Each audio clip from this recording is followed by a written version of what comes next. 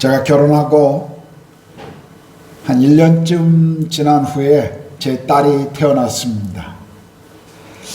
가족이 한 명 늘고 어린 아이가 가족의 일원으로 들어오게 되니까 처음으로 자동차가 필요하다라는 생각을 했었습니다.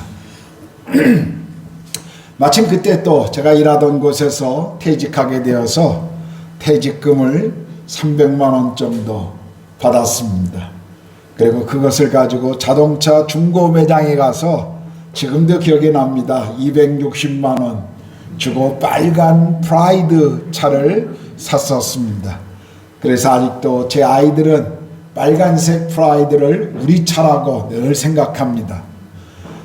그리고 나머지 한 35만 원 정도를 보험에 들고 그 모든 돈을 사용하고 차를 구입했습니다. 그때만 해도 도로 연수라고 하는 것이 옵션이었습니다. 지금은 뭐 자동차 면허를 얻으려면 도로 연수를 반드시 해야 하지만 그때는 옵션이었습니다. 그래서 저는 도로 연수하지 않고 그냥 한 2주 정도 학원을 다니면서 공부하고 난 이후에 또 자동차를 연습하고 주행 통과해서 면허증을 손에 쥔 사람이라 2단 이상의 기어를 넣어본 적이 없었습니다. 학원에서 2단 이상의 기어를 놓도록 허락하지 않기 때문에 처음 차를 사고 나니까 이 차를 집으로 가져가야 되는데 좀 불안했습니다. 두려웠습니다. 더군다나 보험을 들면 그게 그날 12시 지나야 내일 날짜가 돼야 보험이 적용된다고 그래서 그곳에 일하는 분들에게 부탁해서 차를 제가 사는 아파트까지 좀 가져다 달라고 부탁했습니다. 차가 아파트 파킹장에 도착하자마자 제가 내려가서 제일 먼저 한 것이 있었습니다. 그것은 매뉴얼을 꺼내서 자동차가 어떻게 어떤 도구를 사용해야 하는지를 계속 보았습니다. 와이퍼를 움직이게 하는 게 무엇인지, 이 라이트를 켜는 게 뭔지 그 하나하나 이 보면서 또 타이어에 대한 것들, 그래서 매뉴얼을 점검하면서 이 차에 대해서 제가 알아가기 시작했습니다. 물론 실제로 타고 다니면서 배운 내용들도 많습니다만 일단 매뉴얼은 이 자동차에 대한 제 안에 있는 두려움 그리고 무지로부터 저를 구해 주었습니다.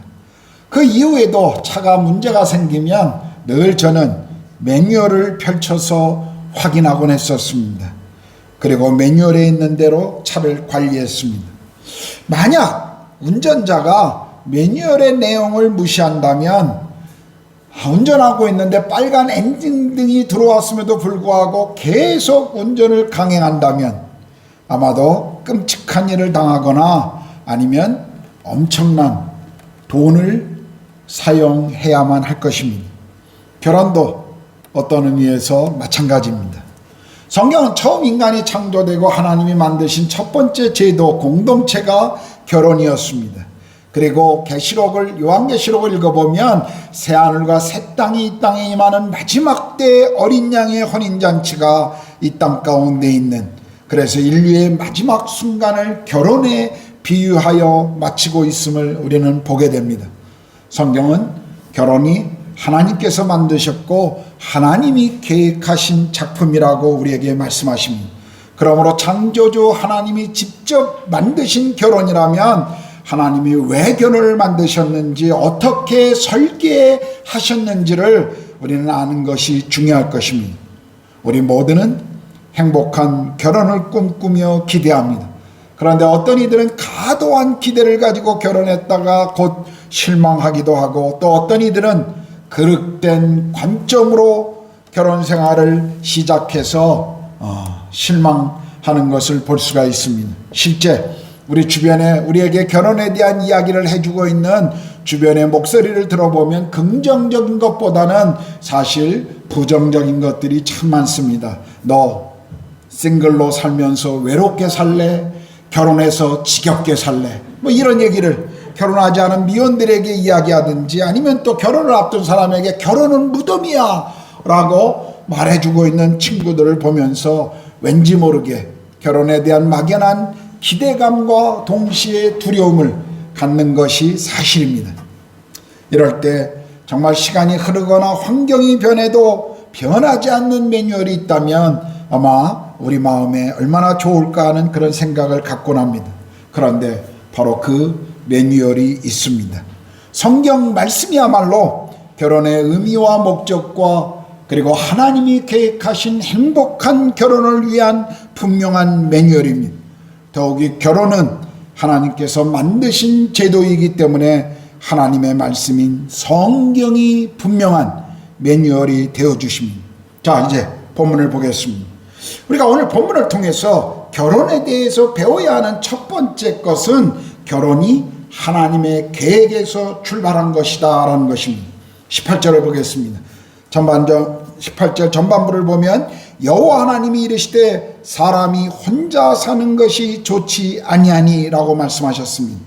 하나님은 모든 것을 창조하셨을 때 보기가 좋았다. 특별히 인간을 만드시고 난 이후에는 힘이 좋았다라고 주님은 그렇게 말씀하셨습니다. 그런데 18절을 보니 하나님께서 사람이 혼자 사는 것이 좋지 않다라고 말씀하십니다. 여기 좋지 않다라고 하는 이 표현은 하나님의 창조가 불완전하다라는 그런 의미가 아닙니다. 이것은 인간 홀로 있는 것이 외로워 보여서 그의 필요를 채우시겠다고 하는 하나님의 마음, 그분의 의지를 표현한 것입니다. 하나님께서는 주님과 수직적인 관계만으로 인간의 모든 욕구가 채워지지 않음을 아시기 때문에 인간과의 수평적인 관계를 갖도록 하신 것입니다. 아담의 결혼을 계획하신 하나님께서 오늘 다음 말씀을 보면 좀 재미난 행동을 하십니다. 19절 20절인데요. 하나님께서 각종 동물들을 아담에게 이끄시고 아담으로 하여금 각 생물의 이름을 짓게 하십니다. 아마도 아담은 각종 생물의 이름을 지으면서 모든 생물들이 다 짝이 있다라고 하는 것을 발견했을 것입니다. 그런데 왜 나에게는 짝이 없을까를 아마 생각했을 것입니다. 자신에게는 교제할 수 있는 대상이 없다라는 것을 발견했을 것입니다. 아담은 비로소 자기에게 짝이 필요함을 느꼈을 것입니다. 물론 동물도 인간에게 어떤 관계를 줄 수 있습니다. 기쁨을 줄 수 있습니다. 그러나 인간을 만족시켜주는 관계를 주지는 못합니다. 왜냐하면 동물은 영적인 존재가 아니기 때문에 그렇습니다. 우리가 개와 교제하면 개의 수준에서 교제하는 것이지 사람의 수준에서 교제하는 것은 아닙니다. 그러므로 아담은 자신의 필요가 무엇인지 알아야만 했었습니다. 그래서 20절 후반에 보면 아담이 모든 짐승에게 이름을 주니라 그러면서 그 다음에 다시 한번 아담이 돕는 배필이 없으므로 라는 말을 반복해 표현합니다. 이것을 보면 하나님께서 주시고자 하는 돕는 배필을 아담도 이제 필요를 느끼기 시작한 것입니다. 전혀 필요를 느끼지 않는 사람에게 귀한 선물을 줘봐야 별로 그 선물을 받는 사람이 가치를 느끼지 못합니다. 하나님은 가치를 모르는 사람에게 가장 귀하고 소중한 선물을 낭비하기보다는 아담이 여자라고 하는 선물을 소중히 여길 준비가 될 때까지 하나님은 기다리신 것입니다. 그런데 이제 아담은 비로소 자신에게 돕는 배필이 필요하다는, 자기 짝이 필요하다는 사실을 알게 된 것입니다. 이렇게 하나님께서 아담을 위해서 결혼을 계획하시고 그에게 돕는 배필을 허락하십니다. 그래서 오늘 본문을 통해서 우리가 배워야 할 두 번째는 결혼은 하나님의 계획이며 돕는 배필을 주셨다는 것입니다. 18절 후반부에 보면 내가 그를 위하여 돕는 배필을 지으리라 하시니라 라고 말씀하셨죠. 여러분, 돕는 배필이라고 하는 이 말의 뜻은 서로 부족한 부분을 채우는 상대라는 뜻인 것입니다. 알맞은 짝이라는 것이죠. 돕는 배필이라고 하는 이 말이 여자가 남자보다 더 열등하다 그런 의미가 아닙니다. 또 반대로 여성이 남성보다 더 우월한 존재라는 것도 의미하지 않습니다. 남자와 여자는 철저히 다릅니다. 그러나 둘이 모여야 완성되는 나머지 반쪽이 된다라고 하는 그런 것이 지금 표현하고 있는 것입니다.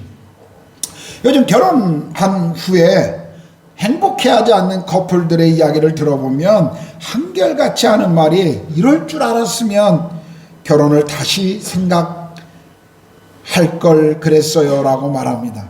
내가 이러려고 결혼했나 후회감이 든다라고 그렇게 말하는 분들이 있습니다. 그런데 그런 이야기를 들어보면 대부분의 불만이 자기에게 집중되어 있습니다. 때로 여자들은 자기를 안전하게 해줄 어떤 든든한 후원자로, 남자들은 여자들의 어떤 외모나 그리고 그가 가지고 있는 성격의 매력으로 선택할 때가 많이 있습니다. 물론 이것도 결혼의 중요한 조건 중에 하나입니다. 그러나 시간이 흘러가면서 언제든지 바뀔 수 있는 조건입니다. 미혼자들은 자신을 있는 그대로 받아주고 자신의 갈망을 채워주는 딱 맞는 배우자를 원합니다. 그런데 그런 인간 찾기 어렵습니다. 그런 사람이 어디 있습니까? 어떤 이들은 이렇게 말합니다. 목사님, 정말 기도했던 완벽한 상대를 만났습니다. 사랑에 눈먼 것입니다. 그런 사람 없습니다. 결혼은 어떤 의미에서 나 자신의 필요를 채우는 것보다 상대방의 필요를 채워주는 헌신으로 나아가는 과정입니다. 그런데 많은 이들이 자기에게 결혼의 목적과 이유를 자기에게 초점을 맞추다 보니까 갈등과 아픔과 상처를 주고받는 것입니다. 하나님은 우리를 서로 돕는 배필로 만드셨다라는 것을 기억하십시오. 이 21절을 보십시오. 아담을 깊이 잠들게 하시고 아담의 갈빗대 하나를 취하여 여자를 만드셨다고 하지 않습니까? 어떤 분들은 이런 또 질문을 합니다. 아담의 갈빗대를 가지고 여자를 만들었다면 남자는 갈빗뼈 하나가 부족해야 하는 것 아닙니까? 그런데 왜 숫자가 똑같습니까? 여러분, 이 갈빗대는 후천적으로 떼어낸 것입니다. 선천적으로 하나가 부족한 것이 아니죠. 어떤 사람이 교통사고로 갈빗뼈 하나가 부러졌다고 그가 난 자식이 갈빗뼈 하나가 부족합니까? 그렇지 않습니다. 갈빗뼈로 지금 만들었다고 하는 의미가 무엇이냐가 중요하죠. 하나님이 아담의 갈빗뼈 하나로 여성을 창조한 이유는, 돕는 배필을 만드신 이유는 남성과 여성의 그 깊은 친밀감과 함께 여성이 그리고 서로에게 소중한 존재라고 하는 것을 지금 성경은 강조하고 있는 것입니다. 이제 22절을 보면요, 하나님께서 마치 결혼식장에서 신부의 손을 잡고 입장하는 아버지처럼 잠에서 깨어난 아담에게 여자를 데리고 오십니다. 이 여인을 본 아담의 첫 번째 소리, 인류 역사에 최초로 기록된 인간의 목소리, 그것이 무엇인 줄 아십니까? 이는 내 뼈 중에 뼈요 살 중에 살이라. 이것을 남자에게서 취하였은즉 여자라 부르리라. 여자를 본 아담은 감탄했습니다. 그리고 사랑의 고백을 했습니다. 이 사랑의 고백이 인간이 말한 최초의 말이었고 기록된 최초의 언어였습니다. 사랑의 고백. 바로 돕는 배필이란 이렇게 서로를 위해 사랑하고 섬기도록 지어진 소중한 존재라는 것입니다. 자, 오늘 본문을 통해서 우리가 또 배워야 할 세 번째는요, 하나님께서 만드신 결혼의 원리가 무엇인가 하는 것입니다. 24절입니다. 이러므로 남자가 부모를 떠나 그의 아내와 합하여 둘이 한 몸을 이룰지로다. 이 말씀에서 우리는 하나님께서 제정하신 결혼의 원리가 무엇인지를 배우게 됩니다. 여기 성경은 남자가 부모를 떠나라고 말씀하십니다. 생각해 보십시오. 고대 사회에서 부모와 자식 관계보다 더 중요한 것은 없습니다. 이것은 단순히 남자가 부모 집에서 떠나야 한다고 하는 어떤 이동적인 거리를 두어야 한다, 그것을 말하는 것 아닙니다. 부모와 함께 살 수 있습니다. 부모를 모시는 것 아름다운 일입니다. 그러므로 이 말은 단순히 이동에 대한 것이 아니라 인격적으로, 재정적으로, 정서적으로 독립해야 함을 지금 말해주고 있는 것입니다. 결혼한 자녀는 부모로부터 독립적으로 장소를 이동해 살아야 하는 것이 아니라 인격적으로 독립체로 살아야 한다, 그것을 지금 말해주는 것이죠. 함께 같은 집에 살아도 독립된 부부가 있는가 하면 멀리 떨어져 살아도 부모에게 여전히 종속되어 있는 자녀들이 있습니다. 남자가 부모를 떠난다는 것, 이것은 한 가정을 위한 새로운 출발일 뿐만 아니라 동시에 가장으로서 책임을 가져야 한다는 것을 우리에게 보여주죠. 오늘 부모의 그늘에서 벗어나지 않은 많은 성인 아이들의 문제 때문에 가정이 참 고통스러운 것을 많이 보게 됩니다.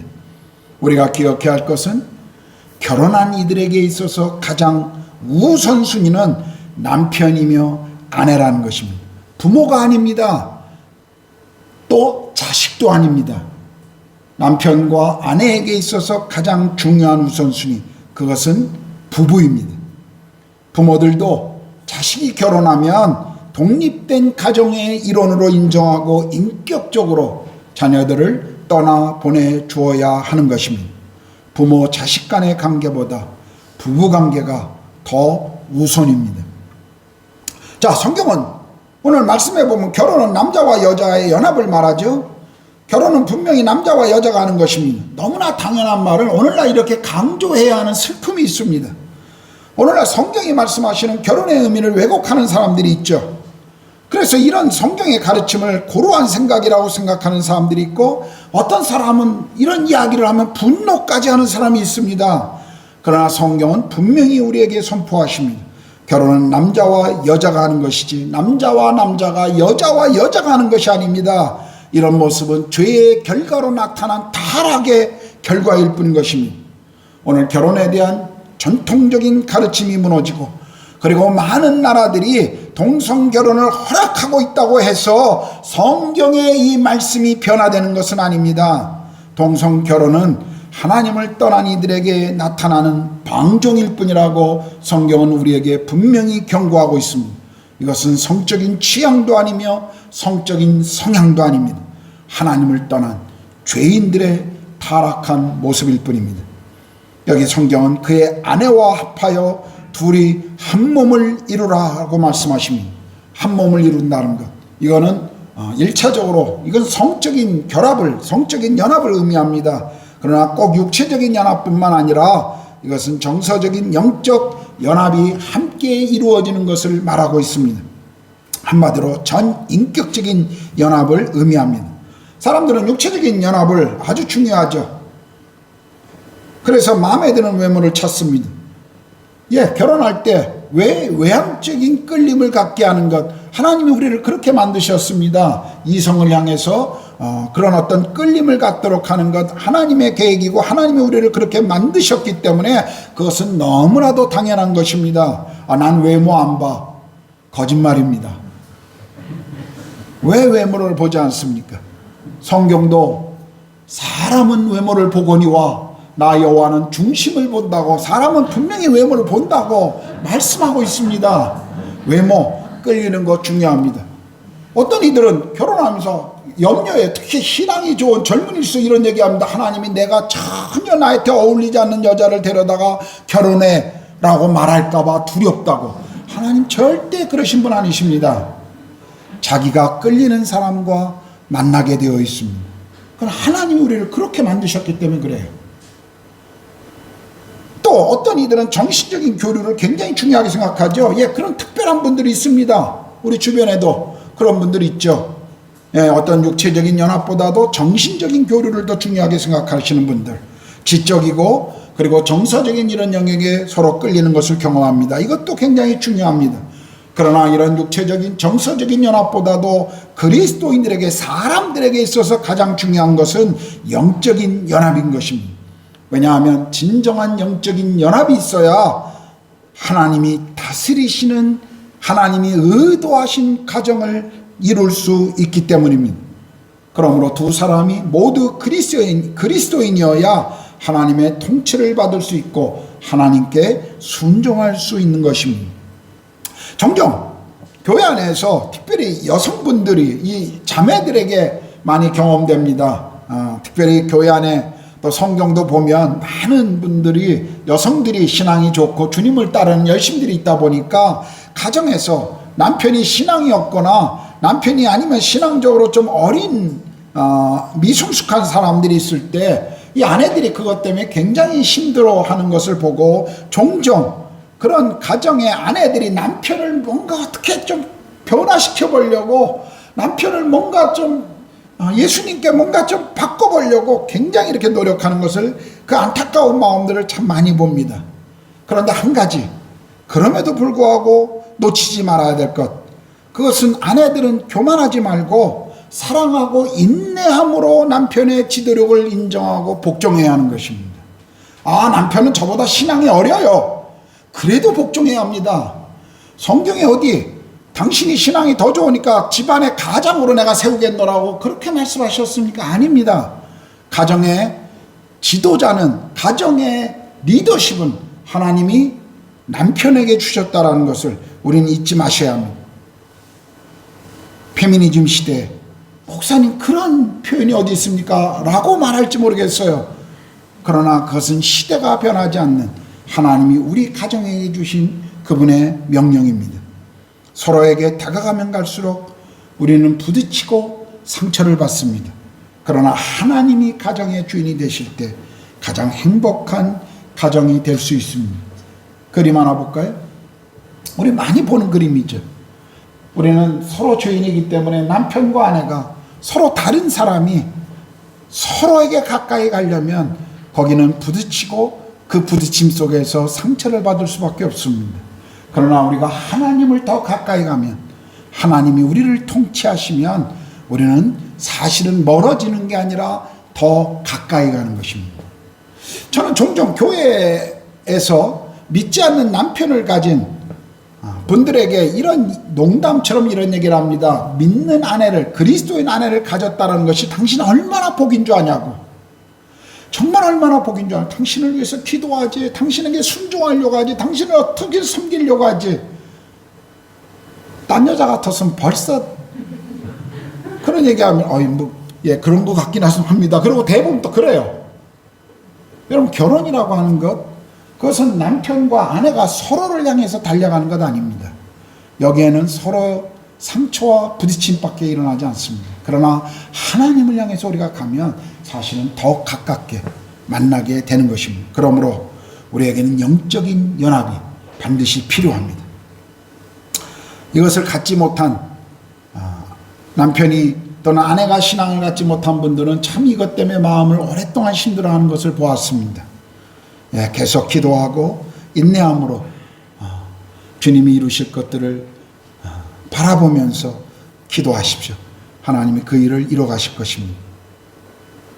자, 25절 마지막 절에 보면 이런 말씀이 있죠. 아담과 그의 아내 두 사람이 벌거벗었으나 부끄러워하지 아니하니라. 이 말씀은 다시 한번 성적인 연합관계를 부부 안에서만 허락하셨다라는 것을 지금 보여주고 있는 것입니다. 여러분, 성이라고 하는 것, 그것은 하나님이 주신 기쁨이요 인간에게 주신 축복입니다. 성은 자녀 출산뿐만 아니라 분명히 부부간의 친밀감과 또 즐거움을 위해서 주신 축복인 것입니다. 그러나 이 축복, 이 기쁨은 부부라는 테두리 안에 주신 축복임을 우리는 반드시 기억해야 합니다. 그 안에서만 누려야 될 기쁨입니다. 결혼은 남편과 아내가 하나님 앞에서 하는 언약이기 때문에 만약 이 언약을 깨는 신뢰를 잃어버리는 행동을 한다면 배우자에게도 동일하게 우리는 신의를 잃어버릴 수가 있습니다. 하나님 앞에서 한 언약을 깨버리는 것입니다. 오늘 우리 주변 문화는 불륜을 마치 사랑처럼 말합니다. 우리는 이런 거짓말에 속지 말아야 합니다.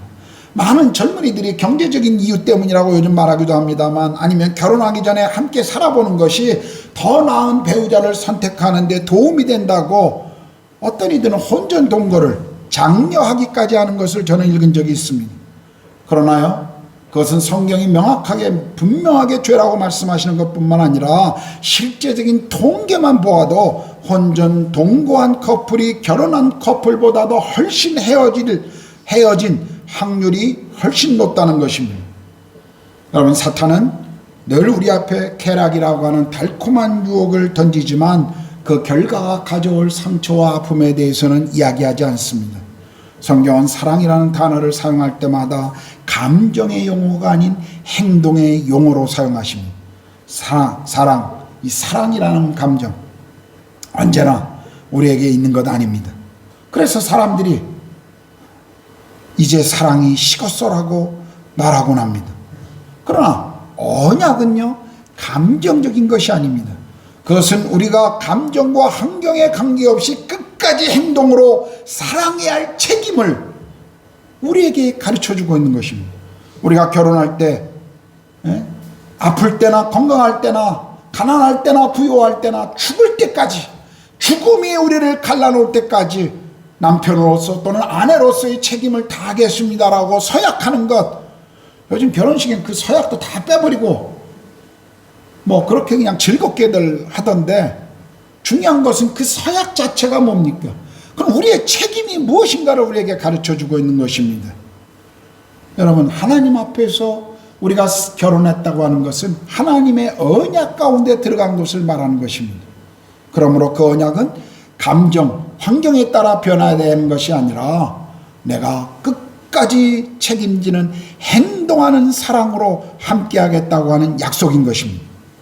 하와와 아담은 아직 죄가 없었기 때문에 하나님 앞에서 그리고 서로에 대해서 부끄러워하지 않았습니다. 그러나 인간이 타락한 이후에도 우리에게 죄로 생긴 부끄러움이 받아들여지고 용납되어지는 것이 바로 부부 사이인 것입니다. 결혼은 이렇게 언약관계이며 우리가 지켜나가야 할 거룩한 공동체라는 것을 잊지 마십시오. 이제 설교를 마무리하겠습니다. 자, 우리는 두 번에 걸쳐 에덴 안에서의 아담과 하와를 살펴보았습니다. 에덴의 아름다움, 에덴의 만족스러움, 에덴의 풍성함, 그리고 에덴의 사랑, 에덴의 금지, 에덴의 자유로움을 보았습니다. 에덴은 어떤 의미에서 오늘 우리 가정의 또 다른 상징입니다. 에덴 안에서처럼 우리의 가정 안에서, 부부 안에서 하나님이 주시고 누리게 하신 것, 감사한 것들 참 많습니다. 그러나 가정 안에서도, 부부 사이에서도 선악을 알게 하는 나무가 있습니다. 부부도 가정과 서로를 지키기 위해서 넘지 말아야 할 선이 있는 것입니다.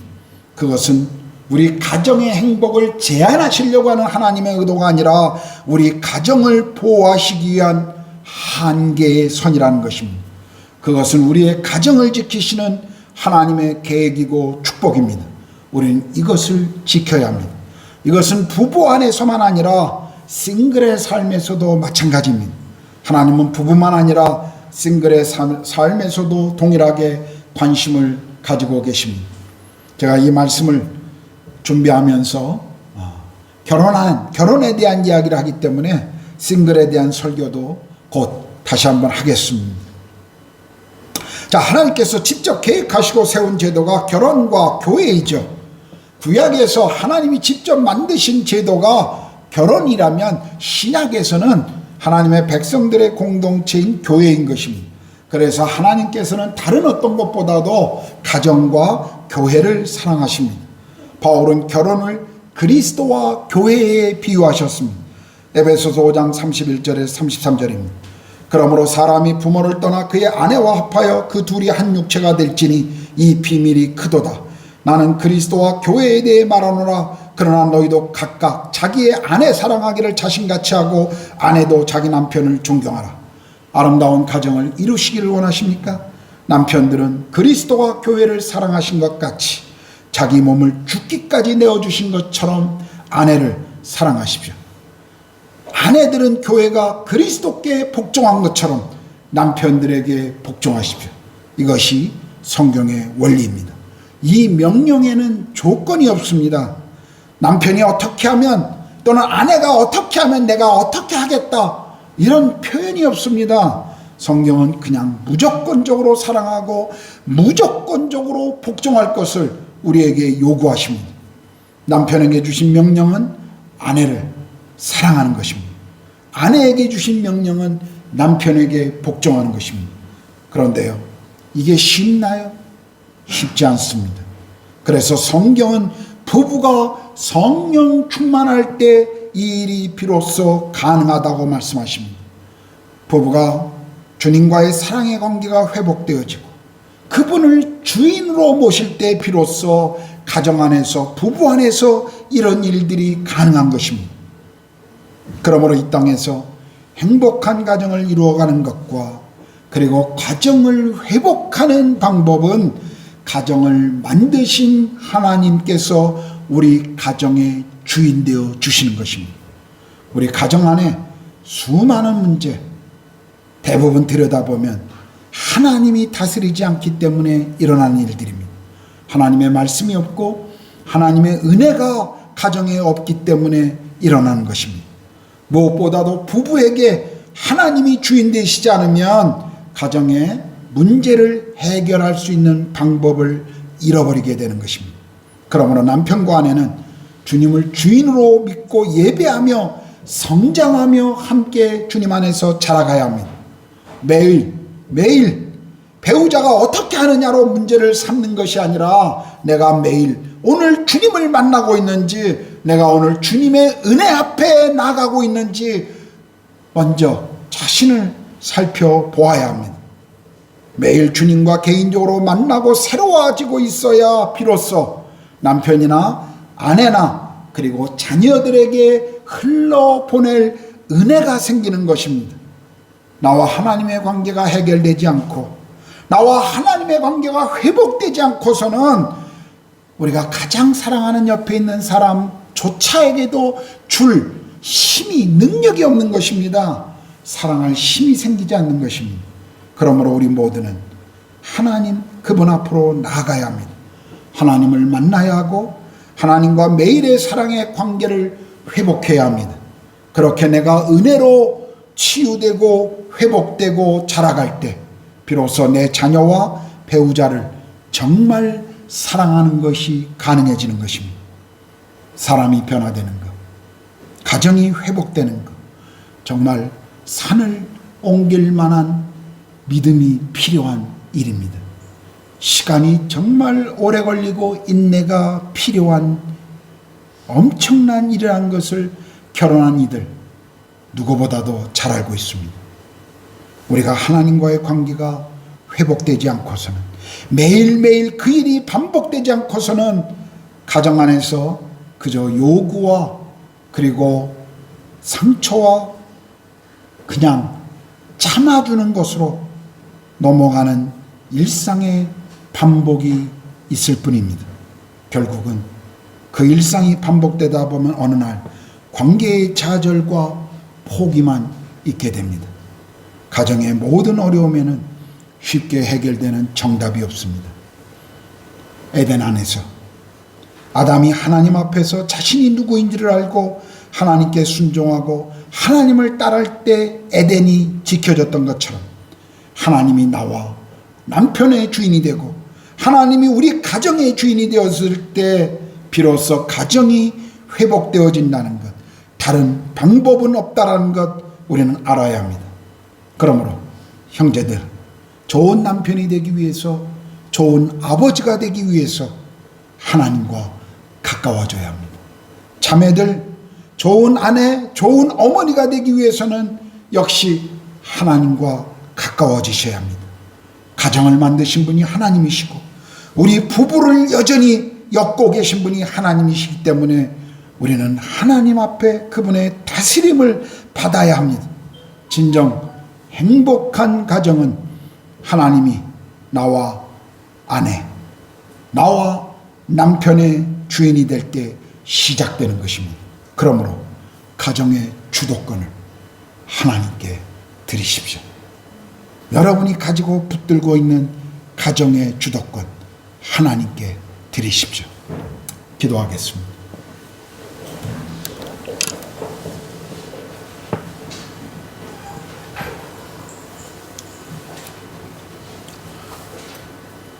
오늘 인류 최초의 결혼식은, 그리고 이 결혼식의 모습을 보면서 하나님이 결혼을 왜 만드셨는지, 그리고 우리에게 그분이 가르치시는 원리가 무엇인지, 우리는 아주 구체적인 디테일한 것들은 나누지 않았지만 그러나 정말 이 기본적인 원리가 중요합니다. 본질적인, 정말 근본적인 것이 사실은 모든 문제의 해결입니다. 우리는 다시 돌아가야 합니다. 우리의 가정 내가 이끌고 있고 내가 붙들고 있는 것 같죠? 아닙니다. 형제들 착각하지 마십시오. 내가 열심히 일해서 경제적으로 책임져 주고 있고 내가 버팀목으로 서 있기 때문에 우리 가정이 안전하다고 생각할 수 있죠. 아닙니다. 오해하지 마십시오. 아내들, 내가 저 남자를 붙들고 있으니까 우리 가정이 편안하다고, 내가 이만큼 참아주고 내가 이만큼 인내하니까 우리 가정이 평화롭다고, 그나마 우리 아이들이 이렇게 자라고 있다고 착각하지 마십시오. 한순간입니다. 그런 모든 것들 무너지는 것 한순간입니다. 하나님이 우리 가정의 주인이 되셔야 합니다. 내 남편의 주인이 되어야 되고, 그래서 하나님이, 내가 아닌 하나님이 내 남편을 통치하셔야 되고, 내 아내 하나님이 통치하셔야 합니다. 내가 아내를 돌보고 아내를 케어하고 아내를 조절하는 것이 아니라 하나님이 내 아내를 다스려야 합니다. 하나님이 우리 가정의 주인 되셔야 합니다. 우린 그것을 위해서 기도해야 합니다. 그것이 해결 방법입니다. 이 시간 우리가 주님 앞에 기도합시다. 하나님, 저의 주인이 되어 주십시오. 제 주도권 주님이 가지셔야 합니다. 제 남편 주님이 주인이십니다. 내가 핸들링하지 않겠습니다. 내 남편이 좀 힘들어 보이고 어려워도 내가 핸들링하지 않고 주님께 맡기겠습니다. 내 아내 내가 조정하고 내가 다스리지 않겠습니다. 하나님이 다스려 주십시오. 우리 가정 하나님이 다스려 주십시오. 그래야 우리 가정 살 수 있습니다. 그래야 우리 가정 주님 오시는 날까지, 이 땅을 떠나는 그날까지 정말 주님이 의도하신 그 가정의 아름다움을 유지할 수 있습니다. 이 시간에 기도합시다. 우리 가정에서 온라인으로 예배하시는 분들 또 함께 같이 기도하겠습니다. 기도합시다.